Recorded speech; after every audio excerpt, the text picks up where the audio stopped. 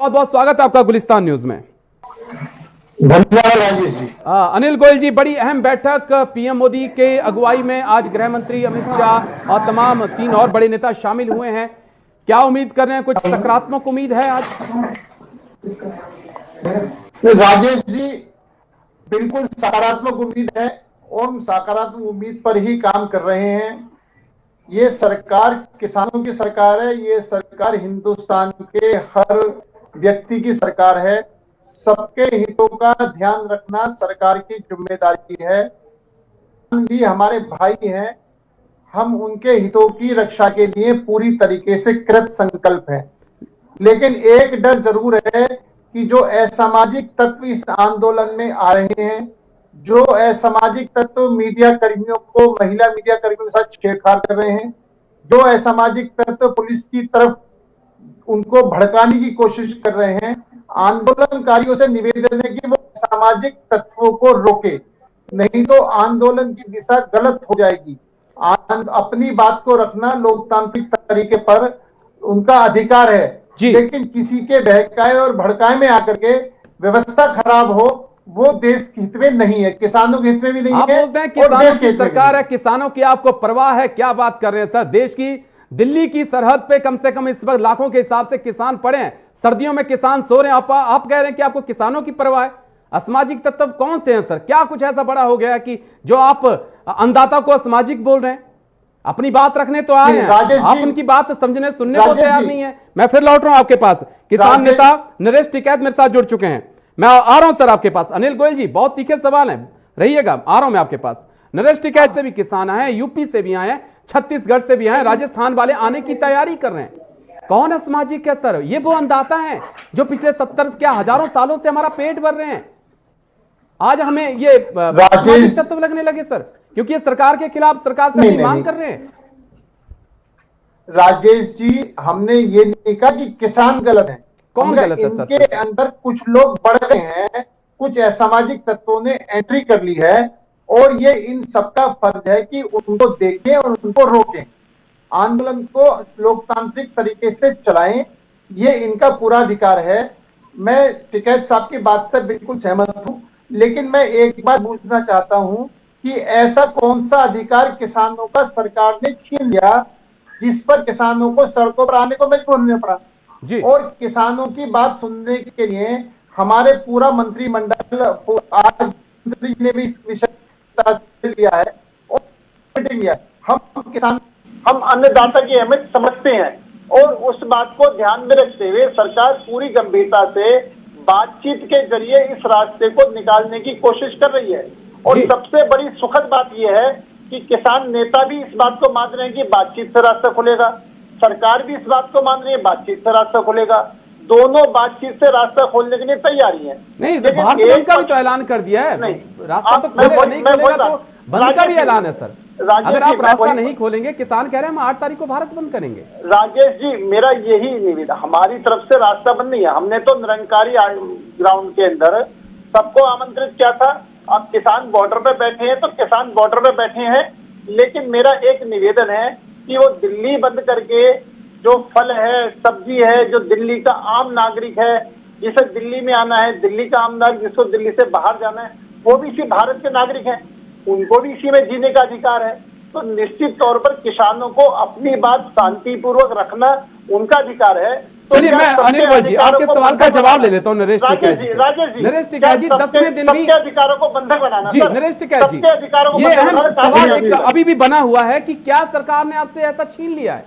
अहम सवाल ये भी है कि किसान ये पूछ रहे हैं कि क्या आपने जब ये बिल लाया तो किसानों से पूछा, कोई ऐसा था क्या? किसानों ने सरकार से मांग की थी कि हमें इस बिल की जरूरत है, या सरकार ने खुद ही दिल्ली में बैठ के सोच लिया कि हमें ले आए?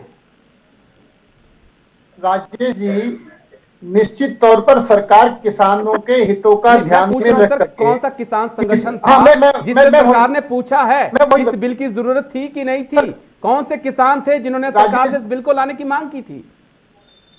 राजेश जी, हमने किसानों को वायदा करा था कि हम आपके उत्पादन का उचित मूल्य आपको दिलवाएंगे, किसान को आगे बढ़ाएंगे। इस बात आपने वादा किया था, लेकिन किसानों ने नहीं मांगा था। आप राजेश जी सुन तो लें, हमने उनको किसानों को पिछले सब कानून एज इट इज लागू होते हुए वो अपना उत्पादन पूरे हिंदुस्तान में कहीं भी भेजें और उचित रेट उसको मिले। नई नई चीजें उनको दे करके किसानों को खुशहाल की कोशिश करी है। कुछ लोग अपना राजनीतिक हित साधने के लिए अगर किसानों को भड़काएंगे और किसानों को गलत जानकारी दी, जो हुआ नहीं है उसके ऊपर हंगामा है। एमएसपी पहले भी था, अब भी है, आगे भी रहेगा, लेकिन इस पर हंगामा है। मेरा कहने मतलब यह है कि किसानों को बरगला करके कुछ लोग किसानों को बरगला करके किसान तो मांग कर रहे हैं ना कि आप उस कानून में प्रावधान भी कर दीजिए कि एमएसपी में कोई छेड़छाड़ नहीं होगी, जो एमएसपी से कम पे फसल खरीदेगा उसे सजा मिलेगी। ऐसा तो होना चाहिए ना, किसान तो यही मांग रहे हैं सर। राजेश जी, मैं जो अपने पंजाब के मुख्यमंत्री अमरिंदर सिंह जी हैं, उनके टाइम में कांग्रेस ने ये बात क्यों नहीं करी जी? आज वो इन किसानों को भड़का रहे हैं। इससे पहले कांग्रेस का शासन था, कांग्रेस ने ये सब भड़का रहे हैं क्या? किसने कांग्रेस योगी भी भड़का रहे हैं, खट्टर सरकार भी भड़का रही है क्या? सर सुन तो, नहीं सर, सीएम योगी भड़का रहे हैं, सीएम खट्टर भड़का रहे हैं क्या? आगे राजेश सर, हमारा राजनीति से अन्नदाता को राजनीति से अलग रख दीजिए सर। अन्नदाता नहीं, मैं अन्नदाता को राजनीति से अलग रख रहा हूं, है ना? अन्नदाता मेरा एक निवेदन है जी, हम लगातार एमएसपी के लिए हम एमएसपी दे रहे हैं, हमने एमएसपी बढ़ाई भी है, हमने और बहुत सी वस्तुओं पर एमएसपी लागू भी करी है। हम किसानों को आगे बढ़ाना चाहते हैं, किसानों के हित में काम करना चाहते हैं। और अभी जो झुकने के सवाल है, क्या आपको लग रहा है कि किसानों को आप आगे बढ़ाना चाहते हैं? जो 2 लाख किसान सरहद पे बैठा है, दिल्ली के आके सीमा पे बैठा है, क्या वो बेवकूफ है? क्या वो समझ नहीं रहा इन चीजों को? नहीं, मैं उनको किसान बेवकूफ नहीं है, लेकिन गलत जानकारी दे करके, चीजों को गलत तरीके से पेश करके, अगर वो किसानों को जो लोग भड़का रहे हैं वो अपनी राजनीतिक रोटियां सेक रहे हैं। आप तो मुझे ये बात बताएं, अगर आप जिस तरीके से सरकार के आपके पार्टी के शासित राज्यों में भी अगर किसानों को कोई भड़का रहा है सर, तो पार्टी को गौर से काम करने की जरूरत है। लेकिन नरेश टिकैत जी, अगर शांति से बातचीत करेंगे तो शायद हल निकल सकता है। राजेश जी बिल्कुल ठीक कह रहे हो, और हम शांति से बातचीत का हल निकालने के लिए ही उच्च स्तर पर बातचीत हो रही है, मंत्रियों लेवल पर बातचीत हो रही है, और निश्चित तौर पर हम सब हल निकालना चाहते हैं। हमने किसानों को असामाजिक तत्व बिल्कुल नहीं कहा, किसानों को खलिस्तानी बिल्कुल नहीं कहा, लेकिन सुन तो लो पूरी बात। हमने कहा इनके अंदर कुछ असामाजिक तत्वों ने एंट्री कर ली है और ये उनको रोकें। ये हमने एक हाथ जोड़कर निवेदन ये करा है कि जो असामाजिक तत्वों की एंट्री हुई है उनको हाथ जोड़कर रोकें, उनको हाथ जोड़कर बैठा लें, विषय को भड़का करके आंदोलन को गलत रास्ते पर लेकर ना जाए।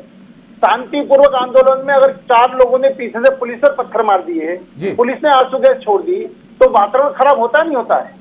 तो जिधर से भी असामाजिक मतलब जो लोग इसमें एंट्री कर गए, जो मौके का फायदा उठा रहे हैं जी, किसान हमारे बहुत किसान हैं, हमारे अन्नदाता हैं, हमारे माई बाप हैं, हम उनके बारे में ये सोच भी नहीं सकते, सपने में भी नहीं सोच सकते, लेकिन गलत लोग आकर के फायदा ना उठाएं, इसके लिए हम उनको आगाह कर रहे हैं, उनको ये निवेदन कर रहे हैं कि कृपया हम अपने लोगों से ये कहें कि हम अपने बीच में किसी भी गलत हरकत वाले को ना बढ़ने दें, और वो बढ़ जाए तो उसको शांतिपूर्वक वहीं शांत कर लें या फिर उसको पुलिस के हवाले कर दें।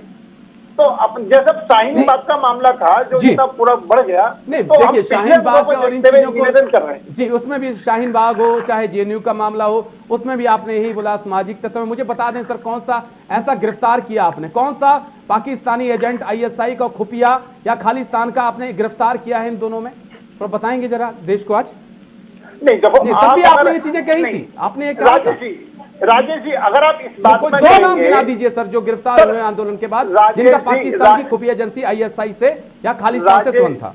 राजेश जी पूर्वी दिल्ली के अंदर जो हंगामा हुआ था, पूर्वी दिल्ली के अंदर जो हंगामा हुआ था, जो मारकाट मची थी, 2-4 दिन के लिए खूब बुरा हाल था, वो कहाँ की उपज है?